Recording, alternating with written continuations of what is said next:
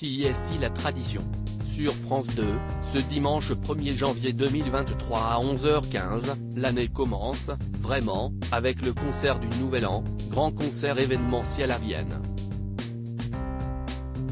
Un rendez-vous incontournable pour 3 millions de Français.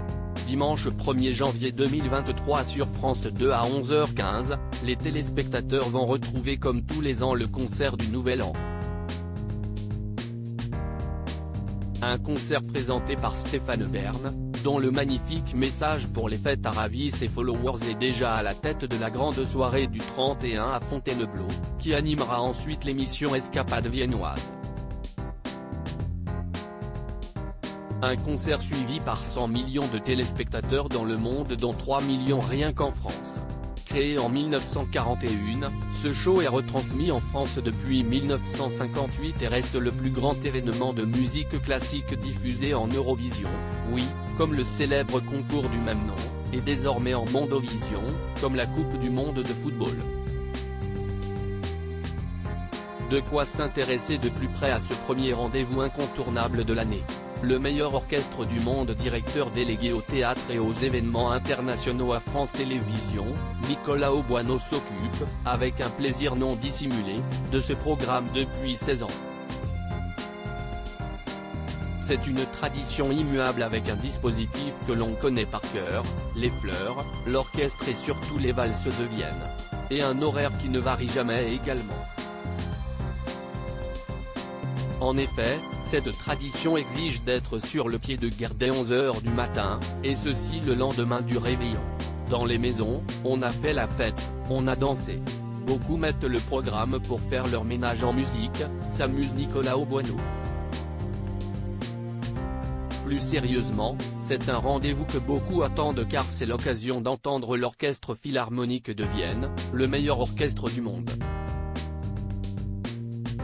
Ils ont dans leur gène cette capacité à jouer les valses et les polkas de la famille Strauss.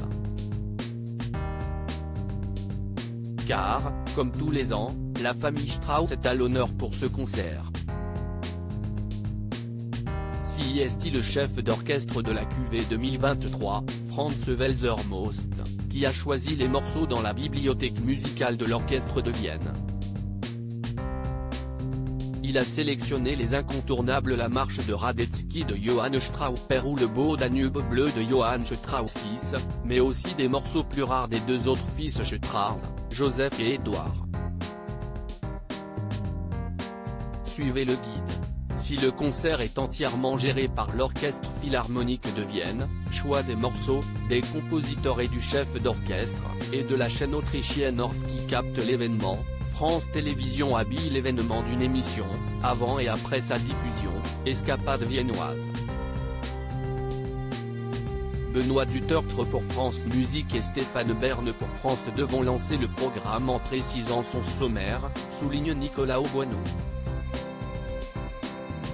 Puis, depuis 5 ans, Stéphane revient après le concert pour une balade dans la capitale autrichienne et ses alentours.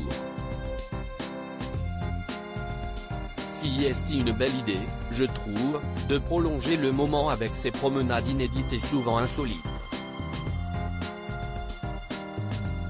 Et cette année encore, le compagnon de Yori Bayres ne déroge pas à la règle en entraînant les téléspectateurs dans la cathédrale Saint-Étienne de Vienne, au cœur de la Villa Hermès, la résidence d'été de l'impératrice Sissi, ou dans l'atelier d'une cristallerie bicentenaire. De quoi commencer fort élégamment l'année 2023.